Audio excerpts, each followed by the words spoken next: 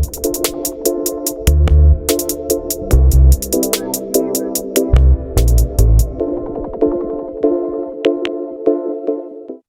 right, welcome to Fanatics Football, a football segment of the Fantasy Fanatics Podcast. I'll be your host once again, James, and I'm joined once again by Mete and Nate. What's up, boys? So, How's it going? All right, in today's episode, we're going to recap week 12, all the games that happened, Thanksgiving games, as well as the rest of the weekend. Then we'll hop right into some fantasy football pickups for the week. And then we'll preview week 13 slate for NFL games. We'll take a look at some of the spreads and project out some of the games. So, let's just start with the recap. We'll start with the first Thanksgiving game. It was the Chicago Bears against the Detroit Lions. The Bears won 16-14. I guess looking at the stats for the Bears, Andy Dalton started this game, 317 pass yards, a passing touchdown, and an interception. David Montgomery, 17 carries on the ground for 46 yards. Then through the air, Darnell Mooney, 5 catches, 123 receiving yards. Cole Kmet, 8 for 65. Demir Bird, 4 for 42. Jimmy Graham, 2 catches, 34 yards, and a touchdown. And David Montgomery had 3 catches for 28 yards. Nate, I'll just get to you on the Bears. I guess, what are your thoughts? really good game by Andy Dalton. Really good throwing stats. He was able to get a touchdown. I guess interceptions not so good, but I think overall the Bears did pretty well. Yeah, I think the Bears did pretty well considering that, everything hasn't been great for them, a lot of injuries and so on. Team just hasn't looked right at times. So I definitely agree with you on that. We'll get to the Lions now. Jared Goff started this game, 171 passing yards, 2 passing touchdowns for him. And then in terms of rushing, Jamal Williams, 15 carries for 65 yards. And then in terms of receiving, Josh Reynolds, 3 catches, 70 yards and a touchdown. TJ Hawkinson, 3 catches for 35 yards and a touchdown. Then Amon-Ra St. Brown had 4 catches for 23 yards. Mete, getting to on the Lions, I mean, this team just can't catch a break. Yeah, they definitely can't catch a break. And honestly, they kind of did it to themselves in this game at the end. When they called double timeout, you can't do that back to back. So they penalize themselves, and then they lose yardage, 4th down. They lose the ball, and then the Bears win the game off that. So yeah, sorry, it wasn't even 4th down. They were on defense when they called the timeout. So I think they allowed the Bears to get a 1st down for free. And yeah, it was just really tough, man. Like, their defense played great this game. Dalton did have good stats, but like outside of a couple big plays, they were like really shutting down the Bears, especially the run game. Montgomery didn't do much. Yeah, their offense isn't the greatest. It was a lot of checkdowns, but they were without DeAndre Swift. So yeah, Swift, if he was catching those checkdowns, he can make some big plays. We know what he can do. So I think they could have won this game with Swift, and yeah, they just got to be more disciplined. I think they had a lot of penalties, and especially at the end, that really cost them. Yeah, I definitely agree. It's always a new thing with this Lions team as to why they lose games. At this point, I just feel like that it's just an overall team issue in general. They have a lot of things to fix, and I guess taking penalties is definitely one of them. We'll get to the next game on Thanksgiving. It was the Las Vegas Raiders beating the Dallas Cowboys 36-33. Very close game here. We'll get to the Raiders first, looking at their stats. Derek Carr, 373 passing yards and a passing touchdown. On the ground, Josh Jacobs, 22 carries, 87 yards and a touchdown.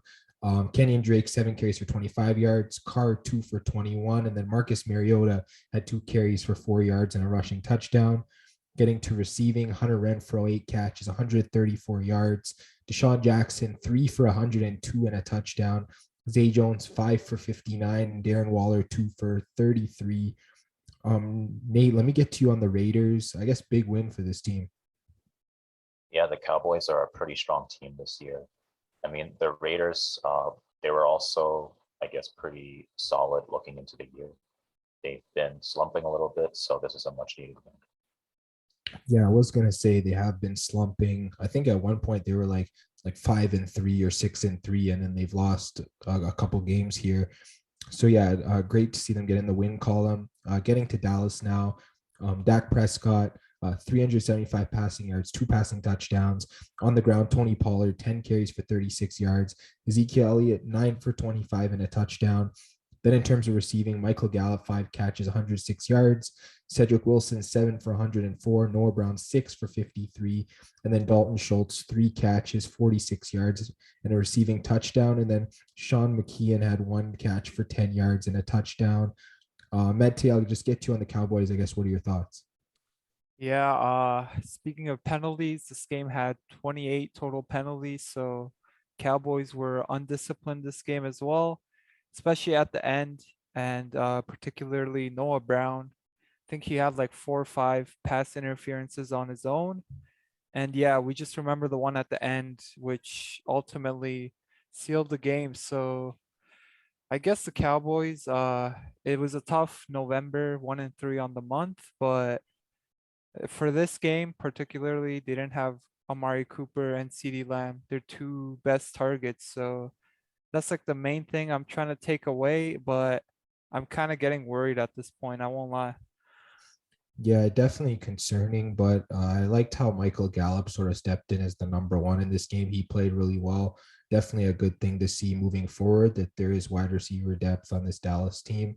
Hopefully, they can get things turned around in next game. But uh, getting to Buffalo, they beat the New Orleans Saints. This was a third Thanksgiving game, 31-6. Just looking at Buffalo stats here, Josh Allen, 260 pass yards, 4 passing touchdowns, 2 interceptions. In terms of rushing, Devin Singletary, 15 carries for 44 yards. Josh Allen, 8 for 43, and Matt Breida, 7 for 26. And then in terms of receiving, Stephon Diggs, 7 catches, 74 yards, and a touchdown. Gabriel Davis, 2 for 47. Cole Beasley, 5 for 46. And then Dawson Knox, 3 catches, 32 yards, and 2 touchdowns, while Matt Breida had 2 catches for 29 and 1 receiving touchdown. Mete, I'll just jump right back to you on Buffalo. I guess this is a big win for this team. Yeah, it's a big win. They've kind of been slumping lately too, so they needed that. Sean Payton was 6-0 on holiday games, so this is his first loss, which is kind of a cool stat. And then yeah, the Saints, they were missing a lot of people like Winston and Alvin Kamara, who are 2 of their best players by far, but yeah, they still have a great defense. So for the Bills to put up 31, I'm still really impressed. Yeah, I mean, the Saints, I guess, just didn't have their best game of the year. Trevor Siemian played quarterback. He threw 163 pass yards, 1 passing touchdown, and 1 interception. Tony Jones Jr. rushed 16 times for 27 yards. Then in terms of receiving, Lil Jordan Humphrey, 3 catches for 47 yards. Ty Montgomery, 5 for 31. Traquan Smith, 4 for 31. And Marquez Callaway, 2 for 24, while Nick Vannett had 1 catch for 11 yards and a receiving touchdown. I guess, Nate, I'll get to you on the Saints. I guess, what are your thoughts on this team? I guess, like Mete said, they're missing Jameis Winston. They do have a few injuries. I'm still surprised that the score was this high because the Saints do have a good defense, but I guess the Bills, they finally come back into, I guess, their full shape, and now they're back to blowing teams out. Yeah, I definitely agree. And yeah, the Saints team, they need to do something at this point. It looks like Taysom Hill could start at quarterback for the next game. Hopefully that shakes things up because I know he did win a few games for them as a starter last year. Yeah, they were in the playoff hunt, but at this point, if they lose any more games, I think the whole month of November, the Saints didn't even win 1 game. So it's kind of concerning. Hopefully they can turn things around because, I mean, in their division, Tampa Bay just keeps winning. They won their game 38-31 over the Colts. Big come from behind win for this Bucs team. Let's get to the stats here. Tom Brady, 226 passing yards, passing touchdown, and an interception for him. And then getting to rushing, Leonard Fournette, big day on the ground, 17 carries, 100 yards, and 3 rushing touchdowns, so pretty big.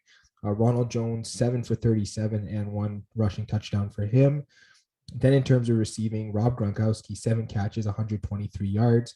Leonard Fournette, 7 catches, 31 yards, and his 4th touchdown, this one coming as a receiving touchdown. And then Chris Godwin, 4 catches for 24 yards, and Cameron Brate, 3 for 23. Nate, let me just get to you on the Bucs. I guess big comeback win for this team. Yeah, I mean the Colts are a really solid team as well, although the record doesn't really show that. But yeah, they're a pretty solid team on paper. But I guess the Bucs are also really solid. They played really well on both offense and defense, and yeah, one score win against a solid team. Yeah, I definitely agree. The Bucs, they looked a little shaky in the few games before the Giants game, but I think they got it right in that game, sort of giving the momentum as they pushed through for a win in this game as well. Getting to the Colts stats, Carson Wentz, 306 passing yards, 3 passing touchdowns, and 2 interceptions. Jonathan Taylor, 16 carries, 83 yards, and a touchdown. And then in terms of receiving, Jack Doyle, 6 catches, 81 yards, and a touchdown. Ashton Dalton, 1 catch, 62 yards, and a touchdown. Michael Pittman, 4 for 53 through the air. T.Y. Hilton, 4 for 28 and a receiving touchdown. And Ninem Hines, 3 catches for 26 yards. I guess, Mete, I'll just get to you on this Colts team. I guess, what are your thoughts? Yeah, I've been saying I like this team and I still do. It's the defending champions, so no shame in losing to them, but they went into halftime up 24-14 and then they get outscored 21-7 in the second half. So they kind of threw the game away and yeah, it's tough to lose like that, especially when you're playing against such a good team like the Buccaneers. Yeah, I definitely agree with everything you said there. I feel like this Colts team is better than their record. And I feel like that if they want to make the playoffs, they got to win as many games as they can left in their schedule.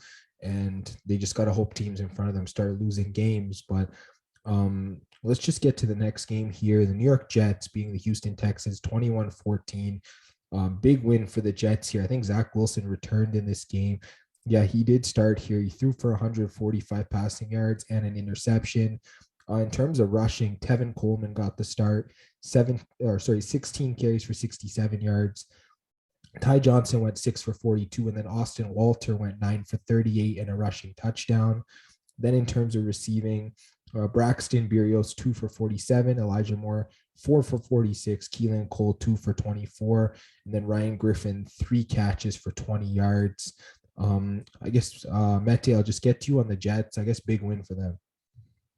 Yeah, it's a good win. I feel like low key this loss might hurt them at the end of the year if you think about it, because the Texans are a team that's going to be in the lottery with them. So they jump ahead of them for now. So they'll get a worse pick, but I think they own the Seahawks first rounders. So yeah, they've got a couple first picks there, which is nice. Specifically for this game, it's kind of an impressive win, honestly. They gave up 14 in the second, and the rest of the game they don't give up anything. Wilson, he didn't have the best game, but they still found a way to win. So yeah, credits to the Jets. Yeah, this was pretty much the AFC Lottery Bowl at this point.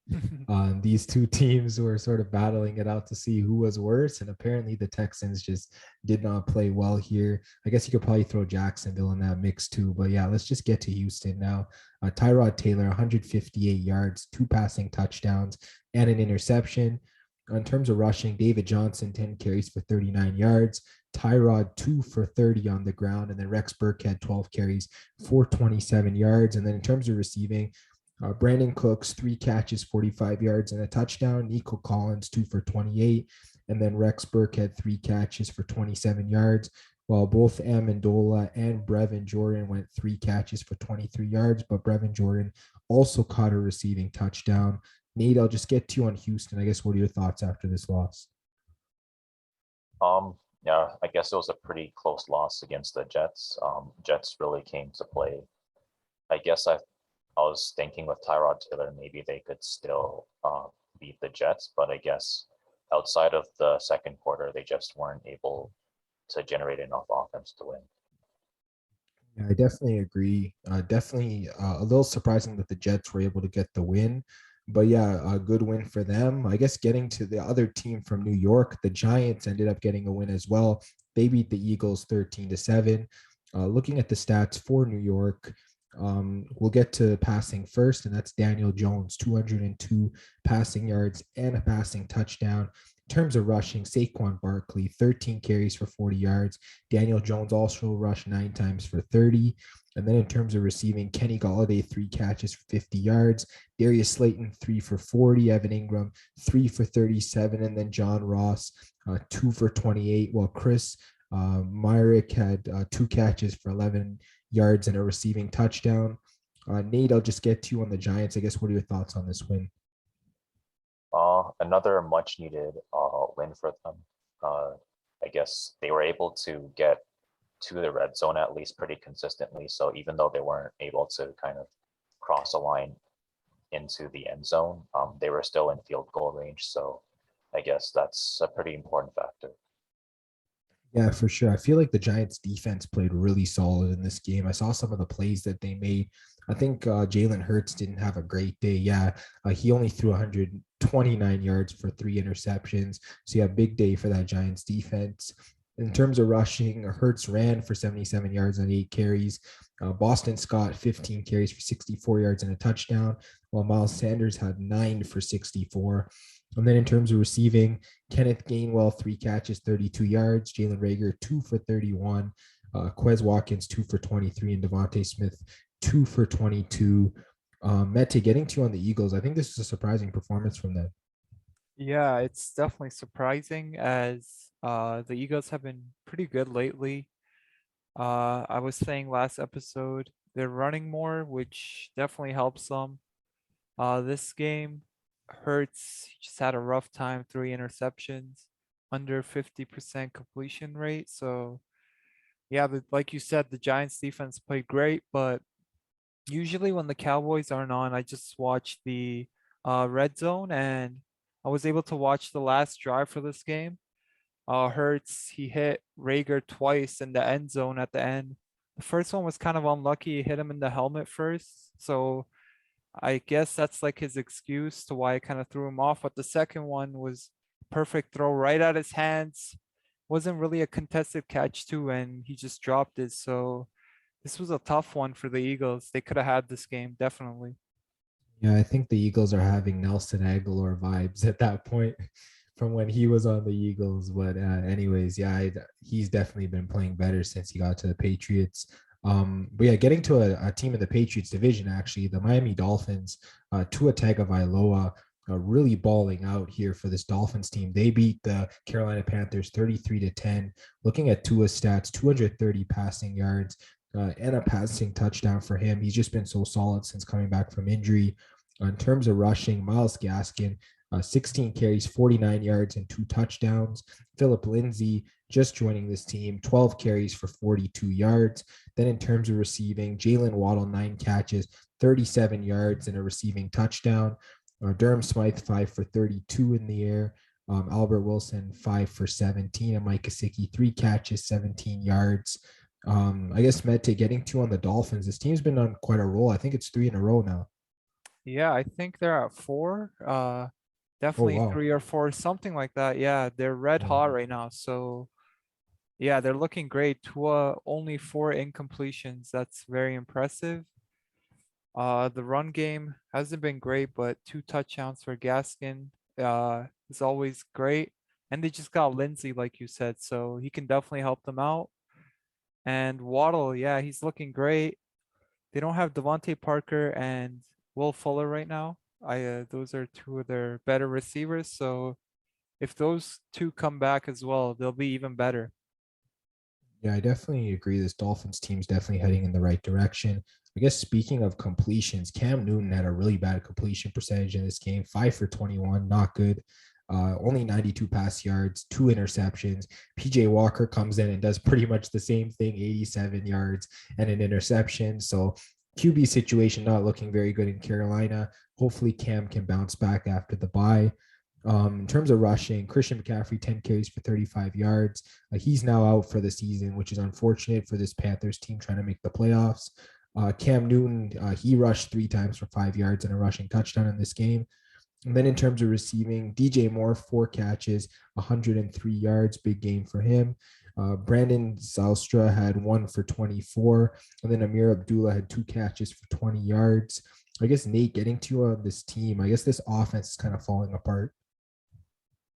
Yeah, the addition of Cam Newton, or I guess his return, was supposed to kind of be a spark in the offense that kind of allows them to stay in the game or maybe even take over. But I guess, like Mete said, Miami's red hot right now. I'm actually pretty surprised that they were able to hold the offense to only 10 points. I mean, the Panthers, they weren't even able to get field goals. They would get to the red zone and then Miami would just find a way to stop them from even getting field goals. So really impressive win by the Dolphins. And I guess for the Panthers, they just need to find a way to get not just into the red zone, but into the end zone.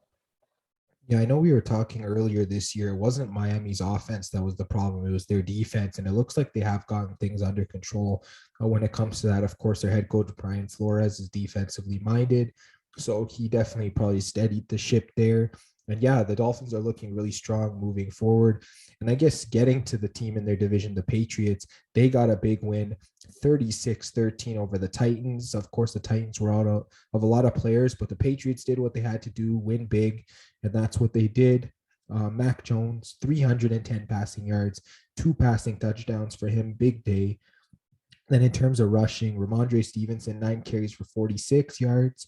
Damian Harris, 11 carries for 40 yards and a rushing touchdown. Then in terms of receiving, Jacoby Myers, 5 catches, 98 yards. Kendrick Bourne, 5 catches, 61 yards and 2 touchdowns. Brandon Bolden, 4 for 54. And then Jonnu Smith, 3 catches, 449 yards. I guess, Nate, I'll just get to you on the Patriots. I guess, what are your thoughts on this team? I mean, I know the Titans are out of a lot of players, but I feel like it's still a pretty good win by New England. I mean, Mac Jones, he's looking like Rookie of the Year candidate right now. Yeah, I definitely agree. Patriots are playing really solid right now. Definitely one of the top 3 teams in the AFC for sure.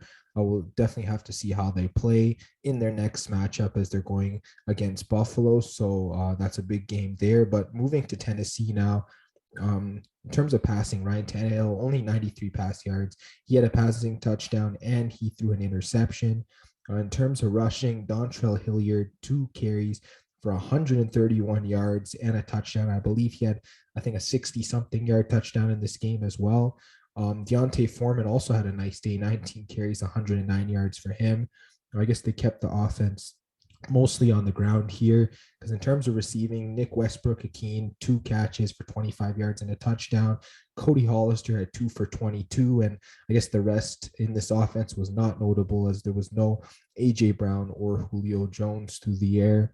Mete, getting to you on this Titans team, I don't know, should we be concerned with them a little bit? Yeah, I would be concerned as especially as long as the AJ Brown and Julio Jones are out at least, because those two, they're 2 of the best receivers in the league right now. Even though Julio's having a rough year, he's still got an amazing resume, so I'd still call him a top guy. And then yeah, they're without those two, so the passing game just struggles. They're against a good Patriots defense, so it makes sense. And then their defense also doesn't show up. The only thing they could do was run the ball, but it just wasn't enough for this game. Yeah, I think AJ Brown and Julio Jones are both extremely talented. Probably both of them are like top 10, top 15 receivers in the league. But I don't know, for some reason, this offense is just not tailored to their skills. They just seem to be struggling this year. Both of them, obviously, Julio Jones not being as healthy, AJ Brown as well, definitely contributes to it. But yeah, I don't know what needs to be done, but hopefully the Titans won't be stuck at 8 wins for most of the year, because they had a really hot start heading into the season. I guess speaking of a team that was really hot in this game, Cincinnati Bengals 41, the Pittsburgh Steelers 10. A big win for the Bengals. Joe Burrow 190 yards, a passing touchdown, and an interception. The big game was Joe Mixon, 28 carries, 165 yards, and two rushing touchdowns for him. Joe Burrow also had a carry for 8 yards and a rushing touchdown. Then in terms of receiving, T. Higgins, 6 catches, 114 yards, and a receiving touchdown. Jamar Chase, 3 for 39 yards, and Tyler Boyd, 2 catches, 13 yards. I guess Mete, I'll get to you on the Bengals. This is a big divisional win. Yeah, man, it's a huge win. I can't remember the last time they swept the Steelers, so that's huge for them. They sweep them this year finally. And yeah, there are 7 wins, which is crazy. I think most Bengals fans, they'd be happy with like 5 wins before the season even started. And now I know they're not the AFC North leaders. They're probably in a wild card spot. So yeah, it looks like they're in a playoff spot right now, which is unreal to think. Yeah, I mean, that whole division is just hovering around the playoffs at this point. So, yeah, really impressive from the Bengals. I guess getting to the Steelers, Ben Roethlisberger, 263 pass yards, a passing touchdown, but two interceptions. Najee Harris really couldn't get anything done on the ground, only 8 carries for 23 yards. Balaj, similar, only 3 for 21. And then getting to the air, Deontay Johnson did his normal thing, 9 catches, 95 yards. Chase Claypool, 3 for 82. And then Pat Fryermuth, 4 catches, 40 yards, and a receiving touchdown. I guess, Nate, getting to you on this Pittsburgh team, I guess, what are your thoughts? I guess the Steelers this year are more reliant on defense, but the Bengals have a really good offense this year. And the Bengals also have a really good defense as well. The Bengals are also really good at stopping the run, so kind of forces you to pass, and it kind of makes the other team more predictable when you can reliably stop the run game. And I guess the Bengals were able to do that. I mean, yeah, the Bengals can stop the run, but their pass defense isn't too bad either. So I definitely agree that their defense as a whole has improved as well. Yeah, Pittsburgh, I know they were missing some players in this game, but I mean, this kind of a blow, it's really not acceptable at this point. I don't know what they need to do to fix things up, but they got Baltimore in week 13, so they definitely need to change some things up heading into that game. I guess getting to the next game, the Atlanta Falcons being the Jacksonville Jaguars 21-14. Looking at the stats for the Falcons, Matt Ryan, 190 pass yards, a passing touchdown, and an interception. Cordell Patterson, he was back in this game, 16 carries, 108 yards, and two touchdowns. Big game for him. In terms of receiving, Patterson also had 2 catches for 27 yards. Russell Gage, 6 catches for 62 yards and a touchdown. And Kyle Pitts was kind of quiet here. He went only 2 for 26, while Mike Davis was 3 catches for 25 yards. Nate, I'll just get to you on the Falcons. I guess, what are your thoughts on this win? Sorry about that. Yeah, much needed win by the Falcons. They've been again pretty shaky this year, so they'll have to take any win that they can get. Yeah, I mean, they are at 5-6. They still have a chance to make the playoffs. They have a lot of tough teams to play, though. I know the Saints are coming up. I believe they have one more game with the Bucks as well. So, yeah, they've been a little shaky. Hopefully, this will be sort of the start of their turnaround, and maybe they'll take a crack at making the playoffs. Because I think with Patterson in the lineup, they're just a whole different team. I can definitely say that. Getting to the Jaguars now. Trevor Lawrence, 228 pass yards, a passing touchdown, and an interception. In terms of rushing, James Robinson, 17 carries for 86 yards. And then in terms of receiving, Laquan Treadwell, 4 catches, 53 yards. Marvin Jones, 4 catches, 43 yards. And Laviska Shenault, 3 catches, for 33 yards, while Tavon Austin had 2 catches for 21 yards and a receiving touchdown. I guess, Mete, I'll get to you on this Jacksonville team. I don't know. I guess, what are your thoughts? I feel like honestly they're a bit better than the 2-9 record. I feel like they played a lot of close games, honestly. Like they've lost a lot, like their record says, but I don't know. I feel like I just remember them being in a lot of close games, and this was one of them. Uh, yeah, they've got a rookie quarterback, so he's going to need some time and experience to get better. And yeah, they've been without DJ Chark for a while, and I think Dan Arnold just went down, which is kind of a big blow as ever since they acquired him, he's become one of Trevor Lawrence's favorite targets. So it's going to suck uh, for Lawrence that Arnold is out. I believe Jamal Agnew also went out in week 11. So, yeah, a lot of their main targets, they've been out. A really tough blow for the Jags team for sure. I guess getting to the next game, Denver Broncos beating the LA Chargers 28-13. A big win for the Broncos here. That's a divisional win. Getting to their stats, Teddy Bridgewater, 129 passing yards and a passing touchdown. And then Drew Lock played in this game. He threw for 26 yards and an interception. In terms of rushing, big game on the ground for this Broncos team. Melvin Gordon, 17 carries, 83 yards. Javonte Williams, 14 carries, 54 yards, and a rushing touchdown. Then Teddy Bridgewater, 2 carries, 10 yards, and a rushing touchdown as well. Getting to receiving, Javonte Williams, 3 catches for 57 yards. Tim Patrick, 2 for 26. And then Jerry Jeudy, 2 catches for 25 yards, while Eric Saubert, his 1 catch was for a yard and a receiving touchdown. Mete, I'll just get you on the Broncos. Yeah, this is a pretty big win. Yeah, it's a big win. They had a hot start, if you guys remember, at 3-0. They kind of cooled off, but past couple weeks, it looks like they're fixing up again. Bridgewater, I like his game. He's solid. He doesn't take many risks. They've got 2 good running backs, so I think they're a pretty solid team. And this AFC West division, I want to say, is crazy. They've got 4 winning teams in that division. So yeah, that's a really good division there. I was going to say both them and the AFC North, they seem to be really close divisions in terms of not knowing who's going to actually win the division. I guess getting to the Chargers now, rough game for them. Justin Herbert, he threw for 303 passing yards. He threw 2 touchdowns, but also 2 interceptions. In terms of rushing, I think Herbert, his 4 carries went for 36 yards. Eckler had 12 for 31, so not too productive there. But in terms of receiving, Eckler did play well. 6 catches, 68 yards, and a receiving touchdown. Keenan Allen, 7 for 85 through the air. Mike Williams, 4 catches for 39 yards. And then Jared Cook, 2 catches, 25 yards, and a receiving touchdown. I guess, Nate, I'll get to you on this Chargers team. I guess, what are your thoughts on this loss?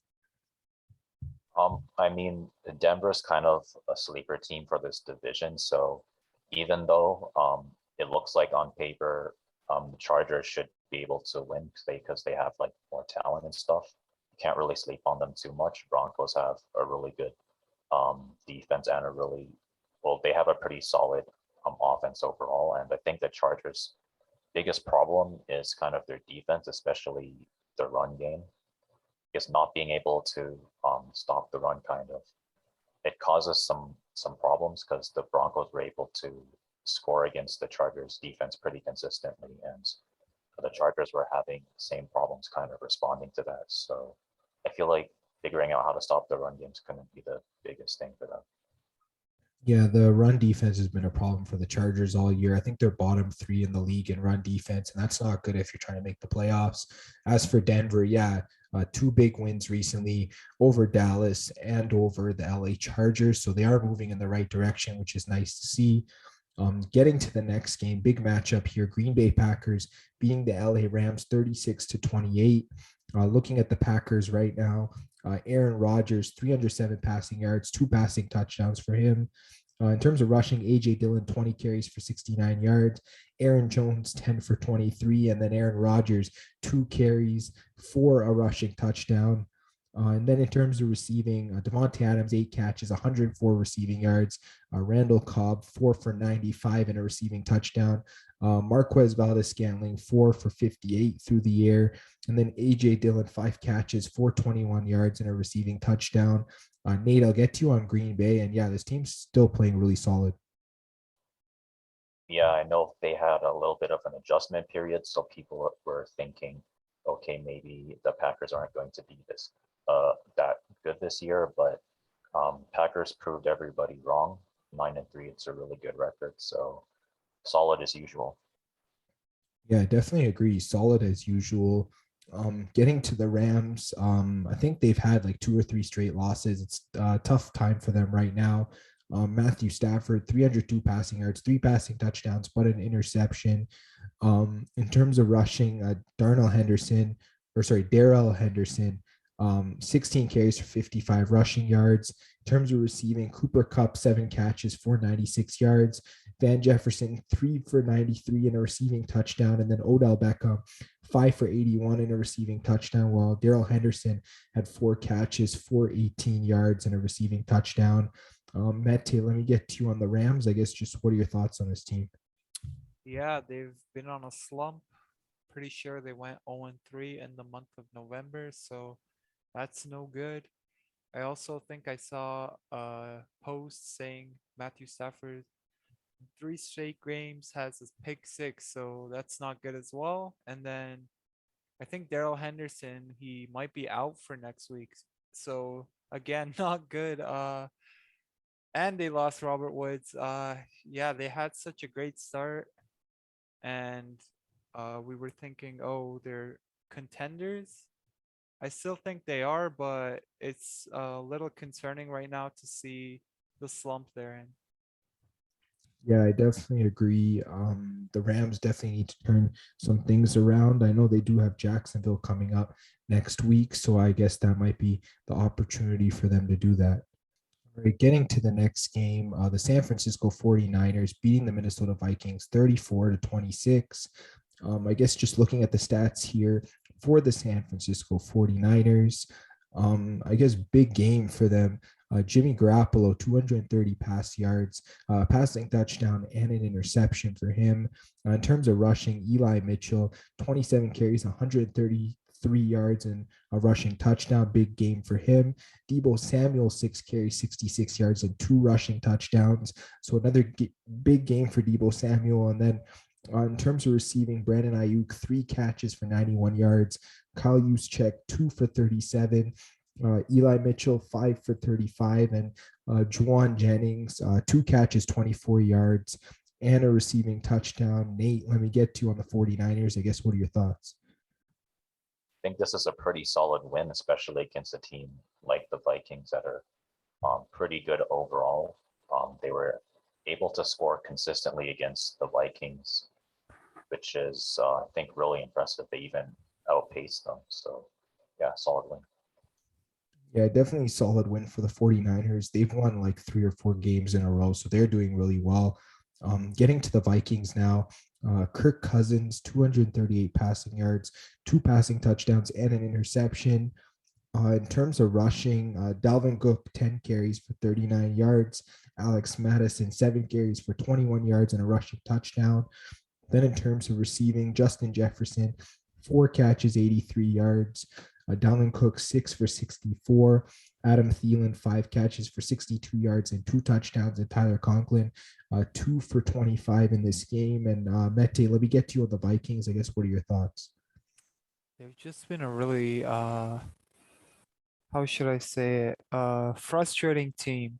So last week, I'm pretty sure they just beat the Packers, and then every time you're thinking they're coming off a big win, they're ready to go on a big run and finally get in the playoff picture, and then they just come out the next week and have a game like this. So yeah, I think defense is the main issue. I'm noticing a lot of their games, it's just high scoring games. I like Cousins. I think he's having a great year. Dalvin Cook, he's top 2 running back in the league, although pretty sure he's out next week, so that sucks. But Madison does a great job filling in for him, and then Jefferson and Thielen, that's a great combo. So yeah, they're frustrating because they've got a great roster. They just can't become a consistent team right now.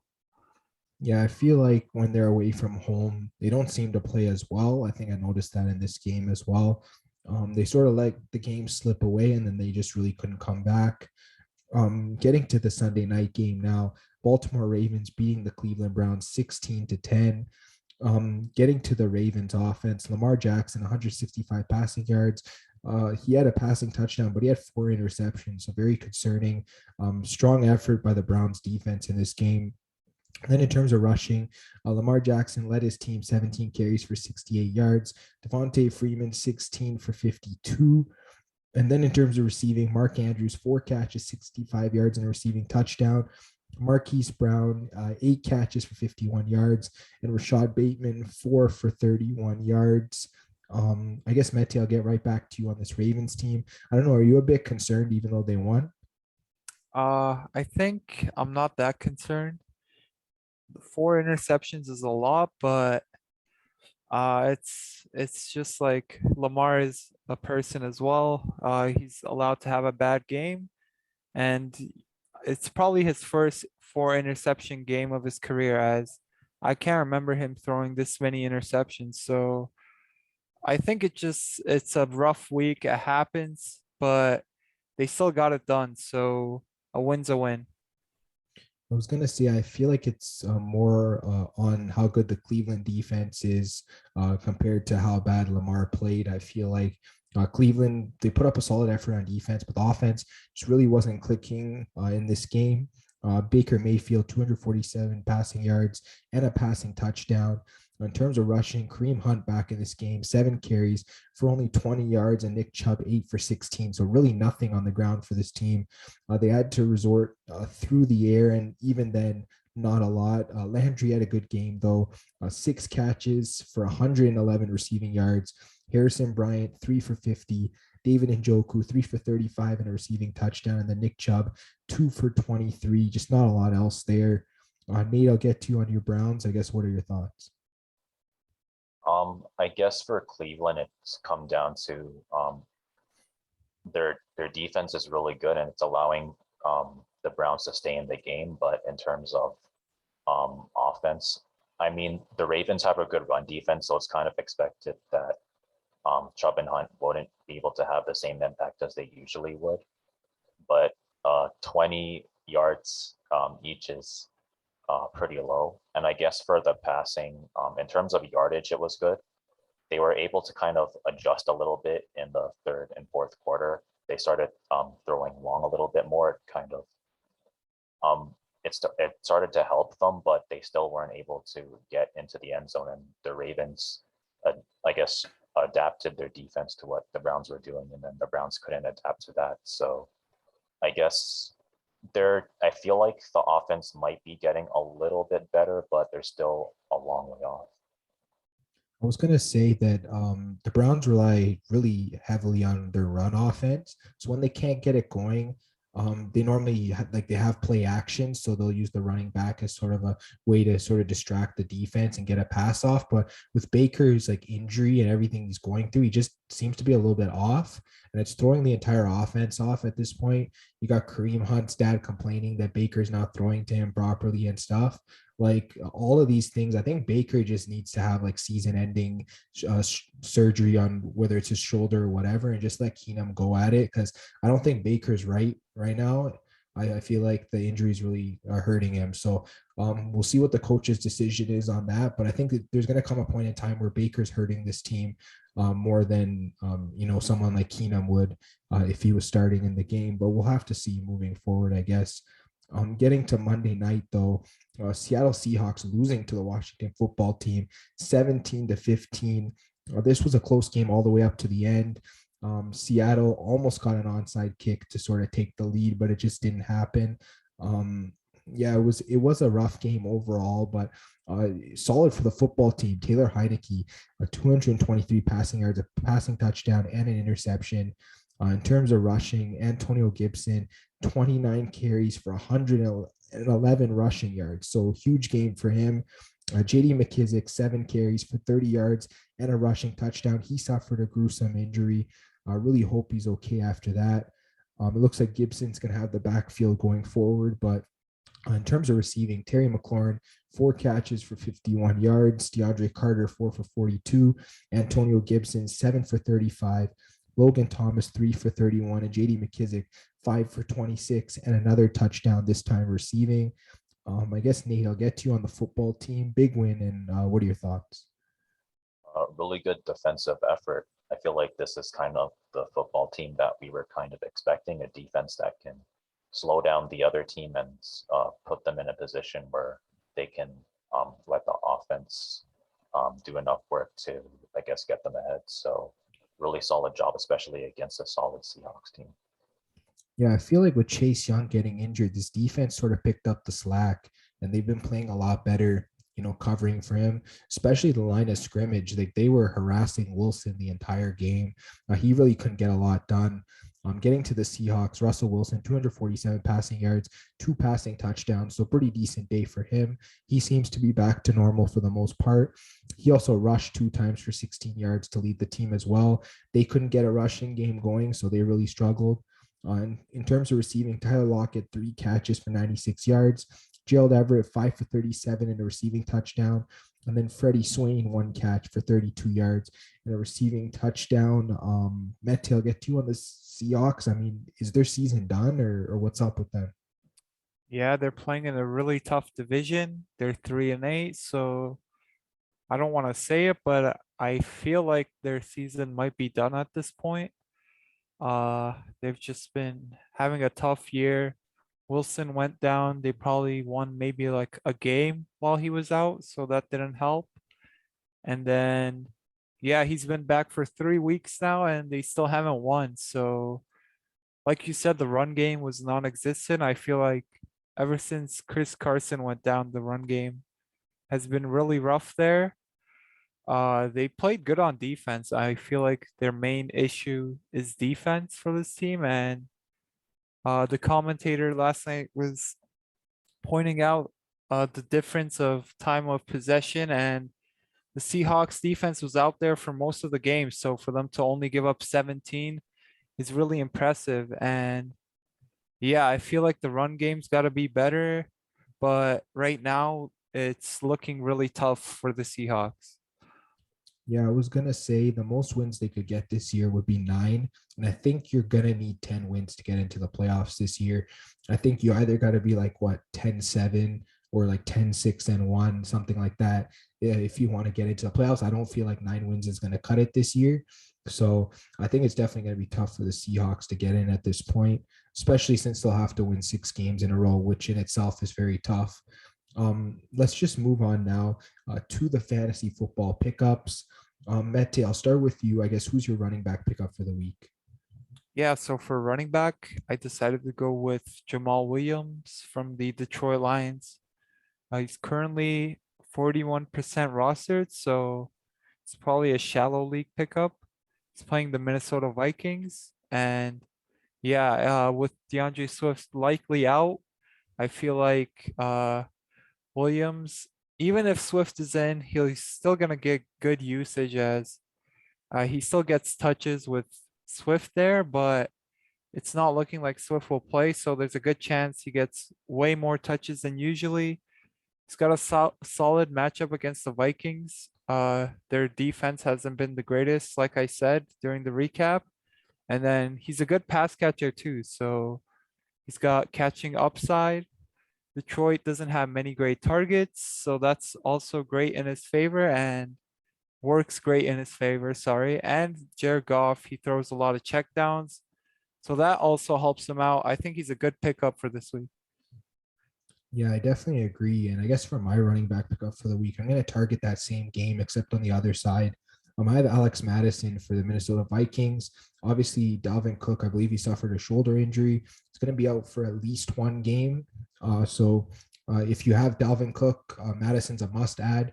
If you don't have Dalvin Cook, but you need a fill in guy for this week, definitely go pick up Alex Madison. He's going to slot in as a starting RB1 for you. Even when he gets on the field, he even looks like Dalvin Cook. Hair and the way they run, it's pretty much the same thing at this point. He can get close to 20 fantasy points in half point PPR, so definitely go add him up. I guess Nate, I'll get to you for your running back pickup for the week. For the week, you can maybe take a look at Boston Scott. It's around 20% rostered right now. He had a big game against the Giants, and they're facing the Jets. And I feel like the Jets have a worse defense than the Giants. So as long as he's allowed to have the same number of carries as against the Giants, he should see a lot of fantasy points. Yeah, hopefully he'll get some passing game work as well because he has been pretty solid there. Mete, I'll move to you for wide receivers. Who's your pickup for the week? Yeah, so I was really surprised. Kadarius Toney from the New York Giants. He's only at 47% rostered, and it's another shallow league guy, but I think he's way too good to be on the waiver wire. If he's there, just snatch him as soon as you can. It's questionable, but still, you should pick him up. Giants love him. They try their hardest to get him involved in the game, as he threw a pass a couple weeks ago, and I think he's even rushed. So yeah, he's got potential outside of just reception points, which always helps. Yeah, I definitely agree. My wide receiver pickup for the week, it's the same one as last week. It's Van Jefferson for the LA Rams. I recommended him last week. I said that Stafford seems to like targeting him, especially deep down the field and in the red zone. And then look what happened. He just really popped off this past game. He had 93 yards and a receiving touchdown. I believe he also dropped a touchdown thrown by Cooper Kupp. So he could have had 2 touchdowns there. He's really being targeted in the red zone. You definitely got to pick up Van Jefferson.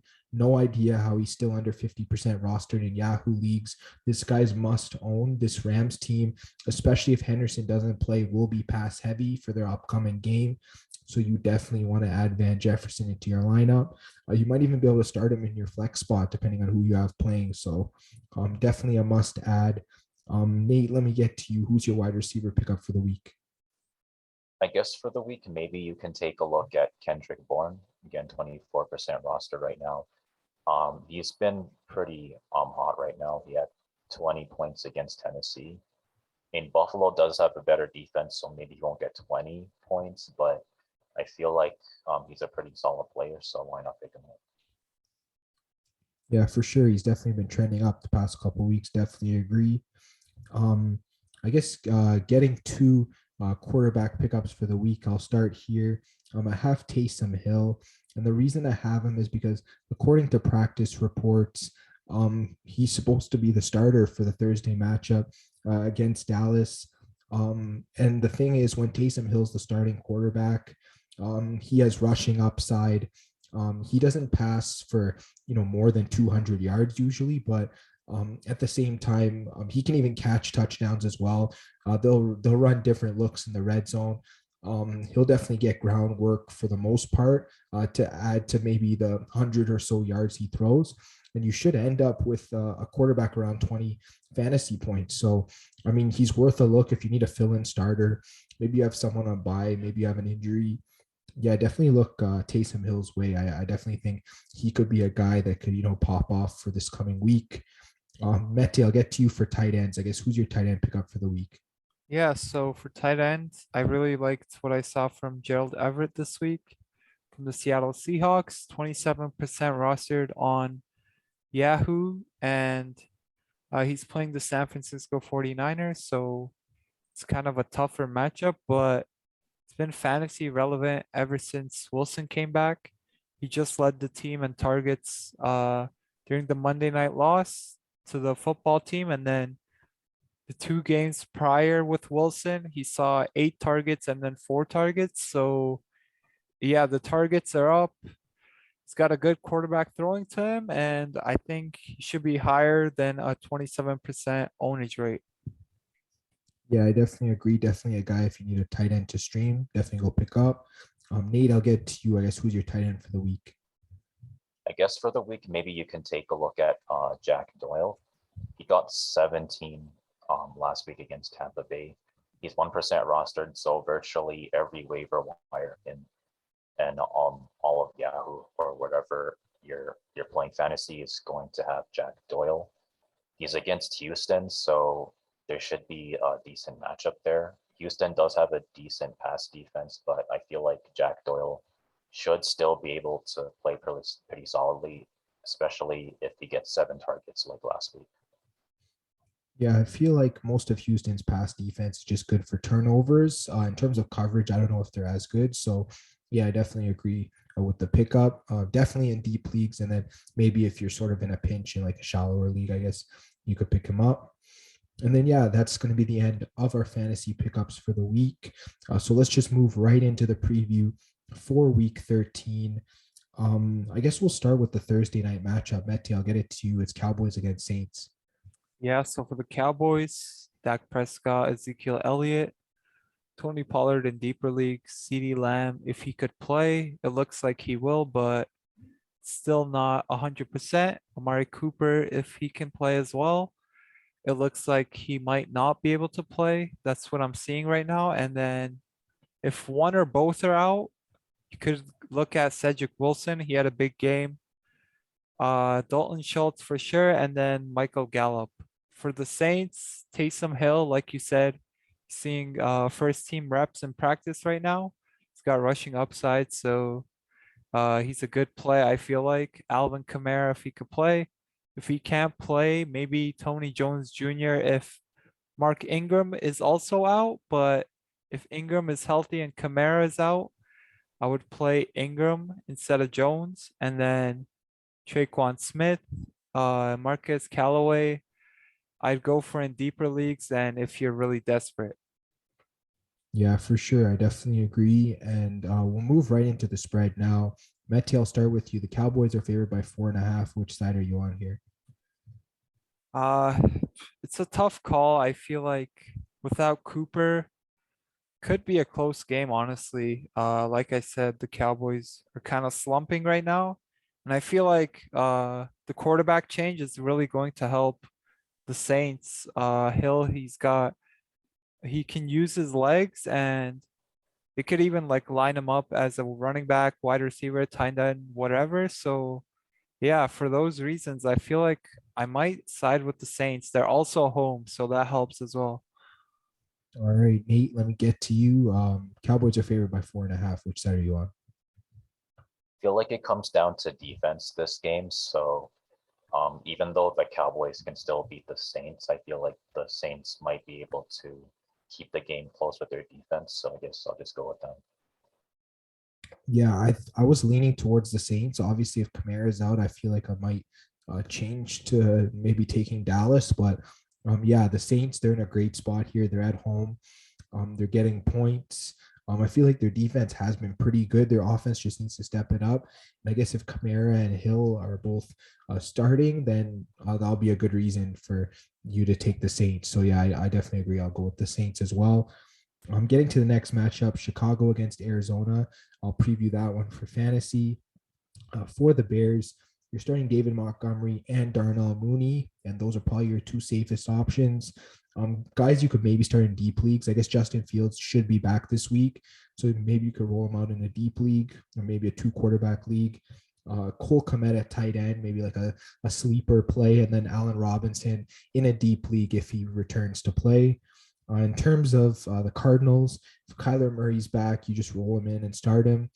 You're starting James Conner, obviously. He's been really solid. Hopkins, if he's back, you start him. Christian Kirk, solid slot receiver. You can start him. And then Zach Ertz at tight end. He's been like a top 10 tight end most of the year, so definitely start him. Deep league guys would be like maybe Rondell Moore, AJ Green, guys like that. Getting to the spread now. It looks like the Cardinals are favored by 7.5. I think this means Kyler Murray should play. I don't know, Nate, what are your thoughts?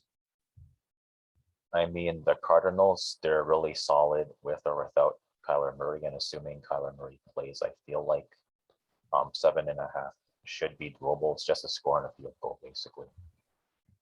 All right, and getting to Mete, Cardinals favored by 7.5. Which side are you on? This one is kind of tough. Bears are home, and I like how they played with Dalton. I feel like the run game should be better than Thanksgiving, so I might lean with the Bears, honestly. Yeah, I think for the Bears, my only concern is it looks like they're bringing Justin Fields back. So if he does start, I'm just concerned that the offense might not be able to score enough. And I feel like they've been resting Kyler Murray a lot. I feel like he was ready to play the game before the bye, but they just held them out until after the bye. So I think Kyler Murray should return healthy. I think I'm going to take the Cardinals on the spread here. Definitely think Hopkins should be back as well. They should be able to cover this game. Nate, let me get to you for the next matchup, Tampa Bay against the Atlanta Falcons. So I guess for Tampa Bay, really starter heavy for the most part. You can take a look at Tom Brady, Leonard Fournette, Mike Evans, Chris Godwin, and Rob Gronkowski. For deep leagues, for whatever reason, Ronald Jones has been getting 9 fantasy points in a league in a row for the past 2 weeks. So if you're in a deep league, maybe you can start him. For Antonio Brown, he is still questionable, so I've just put him, I guess, as a deep league start, depending whether or not he's healthy. And I guess for Atlanta, it's kind of tough to tell who you can start. Maybe Cordell Patterson and Kyle Pitts. Matt Ryan, maybe a deep leagues only. Right, and getting to the spread, Bucks are favored by 11. Nate, I guess which side are you on here? It's kind of a big spread, but honestly, I'd still take the Bucks. I feel like they're still one of the best teams in the league, and I don't think the Falcons have the defense to stop them. And I feel like their offense is kind of shaky at times. So I feel like they might not be able to keep up with the Bucks this week. All right, Mete, getting to you on the spread, Bucks favored by 11. Which side do you like? Yeah, I totally agree with all of Nate's points. Even though it is a bigger spread, it's the defending Super Bowl champions, and I think they can handle 11 points. So I'll go with the Buccaneers as well.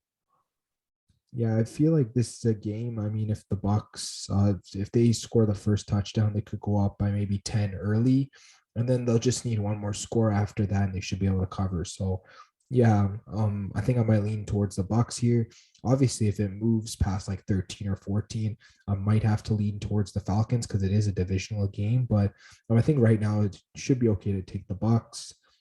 Getting to the next game, New York Giants against Miami. Mete, I'll get to you for fantasy. All right, so for the Giants, definitely go for Saquon Barkley. Sterling Shepard, if he could play right now, he's questionable and he's been out for quite some time, so don't rely on him. Kadarius Toney, another guy who's questionable, and then Darius Slayton, Kenny Golladay, and Evan Ingram. I'd play in deeper leagues if I'm kind of desperate. For the Dolphins, Tua Tagovailoa, he's been great since the injury, like you said, James. Myles Gaskin, Mike Gesicki, I'd start, and then Jalen Waddle. Getting to the spread now. It looks like the Dolphins are favored by 5. Mete, which side are you on here? Yeah, I like that spread. They've been red hot, and the Dolphins are at home. It's just got announced today that Daniel Jones is week to week, so the Giants are going to be with Mike Glennon. So, yeah, I really like that spread for the Dolphins. I'd run with that. All right, Nate, how about you? Which side do you like? I mean, the Dolphins have been pretty hot right now, and New York, again, they haven't been having the best offense. So I feel like as long as Miami can outpace the Giants, they should be able to cover. Yeah, I think my thinking heading into this game is the Dolphins, they see the top 2 teams in their division facing each other this week, and they feel like that this is their chance to gain ground in the division. So I don't think the Dolphins lose in this game. They should be able to even cover the spread. Yeah, I think give me the Dolphins at -5. They definitely should win and cover. Getting to the next game, LA Chargers against the Cincinnati Bengals. I'll preview that one for fantasy.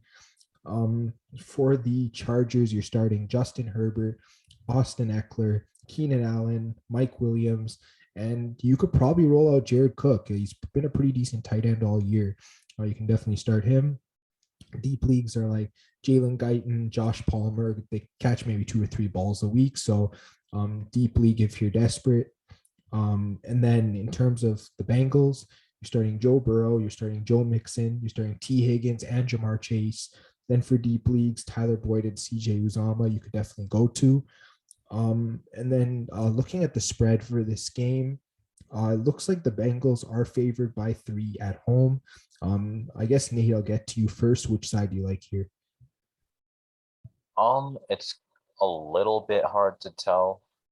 I mean, they both have pretty good offenses this year. I feel like the Bengals have a little bit better of a defense. It's only -3, so I feel like why not?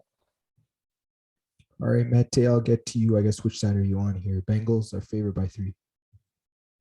That's a good question. Uh, the Bengals are home and they're coming off a big win, so I think I'll go with them. The Chargers have been on a slump and it's not that big of a spread, so I think it makes sense to side with the Bengals. Yeah, I feel like if you look at the teams the Chargers have lost to, they've all had really good run games. They lost to Dallas, they lost to the Patriots, they lost to the Broncos, teams like that. I mean, they beat teams like Kansas City, who really wasn't running the ball a lot. So I feel like with the Chargers, Joe Mixon might eat up their defense this week. I think I'm going to have to go with the Bengals. Mixon's been a top 5 running back this season. And yeah, I think he'll help the Bengals get the win. So yeah, give me the Bengals to cover here. Getting to the next matchup, Philly against the Jets. Nate, I'll get you on that for fantasy. So I guess for Philadelphia, you can take a look at maybe Devontae Smith, Jalen Hurts if he's healthy and ready to play. Take a look at Boston Scott. Maybe in deep leagues you can look at Dallas Goddard and maybe Jalen Rager if they give him enough targets. And I guess for the Jets, you could maybe look at Tevin Coleman, Elijah Moore, Corey Davis if he's healthy. Maybe Jamison Crowder, maybe Ty Johnson in deeper leagues. All right, and getting to the spread here, it looks like the Eagles are favored by 6.5. Nate, which side are you on? I feel like again this is kind of hard to tell because 6.5 is basically one score. Both teams' offenses haven't been looking the best. At the same time, New York doesn't really have the best defense either. I guess I'm still gonna take the Jets though. All right, Mete, I'll get to you. Eagles favored by 6.5. Which side are you on? Yeah, I kind of like the Jets as well. Like Nate said, the Eagles offense, you really don't know what you're gonna get with them. Same for the Jets, but it's kind of a larger spread and they're at home. Uh, so yeah, I think the Jets might be the play for me. Yeah, I think I'm going to go with the Eagles here. Actually, I feel like they'll bounce back after last game. The Jets have like the 32nd best run defense in the league. And I mean, the Eagles have been focusing on running the ball a lot more lately. I think they should be able to cover this no problem. I feel like that loss to the Giants was sort of a one off for them. And I feel like the only reason the Jets beat the Texans is because the Texans just don't have a run game. So, I think I'm going to go with the Eagles here. I definitely think they can win and they can cover. I'll get to the next game here. Minnesota against Detroit. Mete, I'll get to that for fantasy. Yeah, so for the Vikings, Kirk Cousins, Alexander Madison, he's filling in for Dalvin Cook. I think he'll have a huge game. Adam Thielen, Justin Jefferson, and then in deeper leagues, Tyler Conklin. He's been inconsistent, so that's why I'd play him in deeper leagues only. And then for Detroit, DeAndre Swift if he plays, but it's not looking likely. So Jamal Williams for sure. TJ Hawkinson, Josh Reynolds, I kind of like. He's got chemistry with Goff from previous years on the Rams. And then in deeper leagues, and if you're really desperate, Amon-Ra St. Brown could be worth a look. All right, and I guess getting to the spread here. Looking at the two teams, the Vikings are favored by 7 points. Mete, I'll get to you. Which side are you on here? It's a tough call. The Lions are at home, and the Vikings, like I said, I can't really trust them. They're really inconsistent. So it's kind of a bigger spread, and the Lions, they don't have to win to cover. For that reason, they played a lot of close games. They're at home, so I think I'll go with the Lions here. Yeah, I think I'm going to lean with the Lions as well. I think the Vikings aren't as strong when they're away from home. I feel like this is a divisional game. It should be closer. And I mean, the Lions getting 7 at home seems like a pretty nice pick. So I'll go with that. I guess, Nate, what are your thoughts? The Lions have been able to find ways to keep the games under 7 for most of their games, and the teams that they've been playing against are really solid teams as well. I mean, on paper, the Vikings, they have good pass game, good run game, so they should be able to get downfield. But I don't know, with the Lions, they've been finding ways to protect their end zone. So I feel like 7's too large for the Vikings, so I'm gonna go with the Lions. All right. And I guess getting to the next game, Indianapolis against Houston. I'll preview this one for fantasy. So for Indianapolis, you're starting Carson Wentz, Jonathan Taylor, T.Y. Hilton, and Michael Pittman. I guess deep league guys could be like Nyheim Hines, Zach Pascal, Jack Doyle, and Mo Alley Cox. And then in terms of Houston, once again, the only guy you can really start reliably is Brandon Cooks. I feel like the rest of this team can only be started in deep leagues only. A guy like Tyrod Taylor, maybe in 2 quarterback leagues, you can roll him out. And then David Johnson and Rex Burkhead are the 2 other main guys. And yeah, probably only deep leagues or desperation plays. Getting to the spread, Colts are favored by 8.5. Mete, getting to you, I guess, which side are you on? That's kind of a big spread, but it's the Texans, so yeah, I might go with the Colts. They're a good team, and it's not the biggest spread. At least it's not double digits. I think they should be able to do it. Yeah, I might lean towards the Colts here.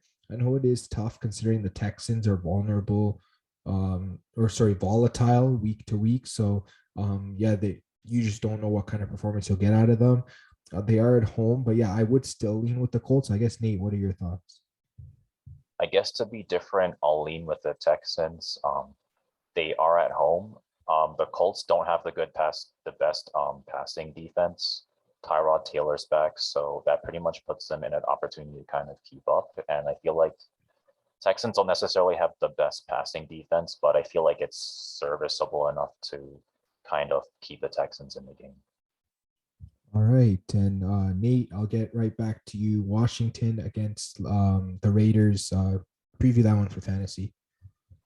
So for Washington, you can take a look at Antonio Gibson, Terry McLaurin, Heineke in deep league. Same thing with J.D. McKissick if he's healthy, and Logan Thomas. And I guess for Vegas, you can take a look at Derek Carr, Josh Jacobs, Hunter Renfro. In deeper leagues, Kenyon Drake and Foster Moreau. The reason why I don't think you can start Darren Waller is his knee problems. It's looking like they might think about resting him. So if they do rest him, you're not going to want to start him. All right. And I guess getting to the spread for that game, it looks like the Raiders are favored by 2.5 at home. Nate, I guess, what are your thoughts here? I feel like Washington just came off a big win. Darren Waller may not play, so assuming that Darren Waller's out, I feel like Washington can cover this. All right, Mete, I'll get to you. I guess which side do you like here? Raiders are favored by 2.5. Yeah, Waller is doubtful, and the football team are hot. I think they're on like a 3-4 game win streak. So if you're giving me them as the underdogs, I definitely take them. I feel like my only concerns with the football team is them being able to score enough points to keep up with the Raiders. Their defense will have to play a huge game for them to win. But yeah, I would lean with Washington. I feel like this line could flip halfway through the week leading up to the game. I think it could be the football team actually favored later in the week. So if you want to get them with positive points, then now's the time to do it. So yeah, I think this game should be more of a pick-em in my opinion. So I'm going to lean getting the points with Washington. And then getting to the next game, Mete, just preview Denver against Kansas City. Yeah, so for Denver, I'd start Melvin Gordon, Javonte Williams, probably in deeper leagues, Cortland Sutton, Tim Patrick, deeper leagues as well, and then Jerry Judy and Noah Fant. For the Chiefs, Patrick Mahomes, Clyde Edwards-Helaire, Travis Kelsey, and then Tyreek Hill. Those are like their main guys, and honestly, the only ones that I think are reliable for fantasy. All right, getting to the spread here. It looks like the Chiefs are favored by 9.5 against the Broncos. I guess getting to Mete, which side are you on? That's a really big spread. I think for that reason, even though the Chiefs are home, I might just side with the Broncos. How about you, Nate? Which side are you on here? I mean, it is KC Nation, but at the same time, the Broncos are pretty solid on both offense and defense. It's pretty much just comes down to can you stop the passing game and the run game long enough to keep your team in the game? And I feel like Denver's one of those teams that can do that. Yeah, I might lean Denver also. Just because like Kansas City, they had a hard time covering most of the year, especially these larger spreads. These Sunday night games, they usually go back and forth. So I think I'm pretty confident that Denver should be able to cover that as well. Getting to the next game, Baltimore against Pittsburgh. I'll cover that one for fantasy. For the Ravens, you're starting Lamar Jackson, you're starting Marquise Brown and Mark Andrews. And then deeper leagues, guys like Devontae Freeman, Latavius Murray, Rashad Bateman, and potentially Sammy Watkins as well. Then for Pittsburgh, you can roll out Deontay Johnson. I think Najee Harris should have a bounce back, so you can roll him out. Chase Claypool and potentially Pat Fryermuth in, I guess, both shallow and deep leagues. He has been pretty decent. And then for deep leagues, Ben Roethlisberger, potentially 2 quarterback leagues. And then James Washington in deep leagues. And then for the spread, it looks like the Ravens are favored by 4.5. Mete, I'll get to you first. I guess which side do you like here? The Steelers, they haven't been that great. Ravens, they did win, but it was kind of shaky. But I think I'll still side with the Ravens. They're 8-3, something like that. I think they're at the top of the AFC. So yeah, I think they could cover that. It's not that big. All right, Nate, I guess getting to you, which side do you like here? I mean, -4 isn't that big of a spread, and I feel like the Ravens have had a better season than the Steelers. So, and yeah, I'll go with the Ravens. Yeah, I think it just depends on if TJ Watt's playing. If he's not playing, I'm going to go with the Ravens. I feel like they'll be able to run the ball. Lamar definitely should be able to run the ball. And if TJ Watt does play, I think there's a chance the Steelers can bounce back here. But yeah, for now, I think I'm going to go with Baltimore. They're definitely the more solid team. And then getting to San Francisco against Seattle, Nate, I'll get to you for that one for fantasy. So for San Francisco, you can take a look at Elijah Mitchell, Brandon Ayuk, George Kittle. For deep leagues, maybe Jimmy Garoppolo, but for the most part, I wouldn't really start any of the quarterbacks from San Francisco this week. And maybe from Seattle, you can take a look at Russell Wilson, DK Metcalf, Tyler Lockett, Gerald Everett in deep leagues, and Alex Collins in deep leagues as well. All right. And getting to the spread, looks like the 49ers are favored by 3.5. I guess, Nate, which side are you on here? I feel like 3.5. I guess maybe you can go with the 49ers, mostly just because the spread isn't that big. All right. And I guess, Mete, bouncing to you, would you take the 49ers at -3.5, or would you take the Seahawks? This is a tough one as the Seahawks, they've been struggling, but I don't know. I'm not the biggest fan of the 49ers. So yeah, I think for those reasons, I'll just go with the Seahawks since they're home and they have the plus. All right. I think looking at this game, I might just lean with the 49ers because they are on a win streak. These two teams are playing like opposite types of football. One team's winning a lot, the other team's losing a lot. I think you just got to ride the hot hand. So I think I'm going to lean with the 49ers in this game. Getting to the Rams against the Jaguars, Mete, I'll get to you on that one for fantasy. Uh, okay, so for the Jaguars, James Robinson, Marvin Jones, Laviska Shenault, and then James O'Shaughnessy, maybe in deeper leagues, as Dan Arnold could be done for the year. So James should be the number one tight end in Jacksonville. And then for the Rams, Matthew Stafford, Darrell Henderson, if he could play. Right now, he's questionable. If not, Sony Michel. I think he'll do a great job filling in if he gets to start. Odell Beckham Jr., he's coming off his best game as a Ram. Cooper Kupp, probably the best wide receiver in fantasy right now. You got to play him. And then Tyler Higbee. All right, and I guess what do you think about Van Jefferson? Is he more of a deep league play? Yeah, I forgot about him. In deeper leagues, for sure he's worth a look. All right, and I guess getting to the spread here, Rams are favored by 12.5. Mete, I guess which side are you on here? Oh man, that's a big spread, but they are home and I don't know. I said they're coming off a 0-3 November, so maybe they'll be angry, come out looking for vengeance. So yeah, they should be motivated. I think they could cover that.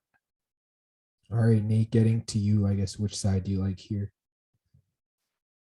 Me and the Rams haven't been playing to their potential, and they don't have the best pass defense, so I might fade them this week. I don't know. I feel like the Rams should get off to a lead, but I feel like Jacksonville could end up getting like a backdoor cover in like garbage time. I feel like that. I don't know. The Rams just haven't been as solid until I see them start playing solid. I think I'm just going to fade them going forward. So that's probably my play on this game since the spread is really big. And then getting to the Monday night game, New England Patriots against the Buffalo Bills. I'll preview that one. For New England, you're starting Damian Harris or Ramondre Stevenson, whoever's starting. You might even be able to roll out both of them because they've both been getting about an equal amount of carries depending on the game.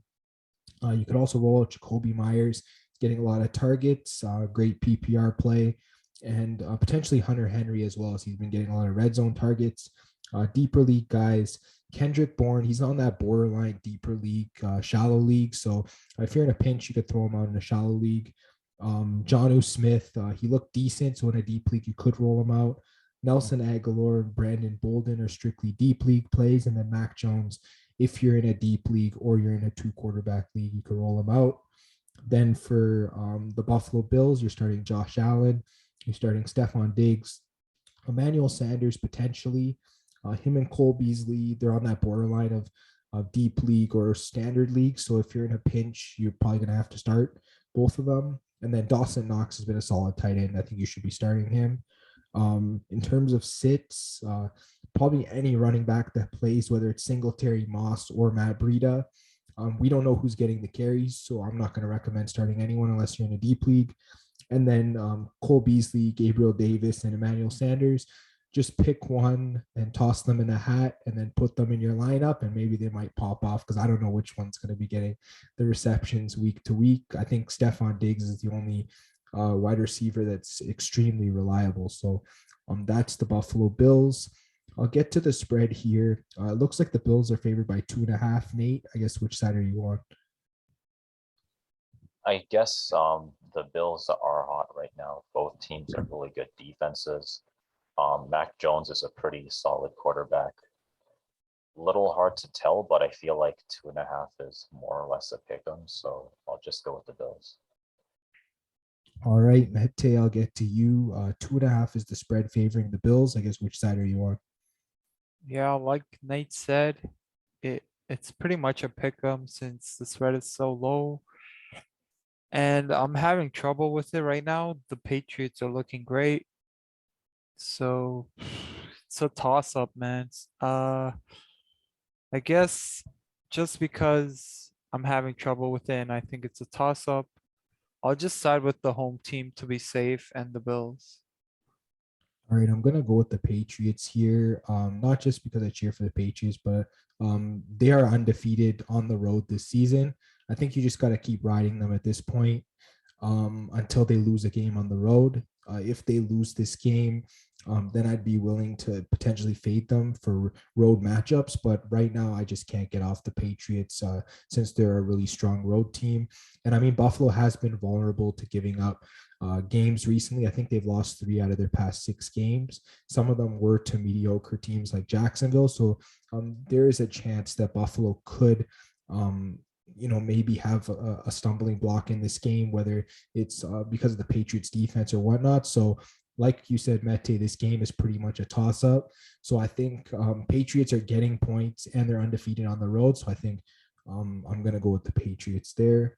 And yeah, that's pretty much the end of this Fanatics football episode. I think we covered everything in terms of all the games. I guess you can check us out on Instagram and Twitter at FanFan Podcast. I will have updated picks for all these games up there on Thursday, Sunday, and Monday. So definitely check that out. In terms of this podcast, we're on YouTube, we're on Spotify, Apple Podcasts, and Google Podcasts. Make sure you like, subscribe, share, hit the bell for notifications on YouTube, leave us a review, all that good stuff. And yeah, guys, some big games this weekend. I think Cleveland's on a bye week, Nate. We got Dallas on Thursday. We got the Patriots on Monday. Big games there. And yeah, we'll talk to you guys on the next episode.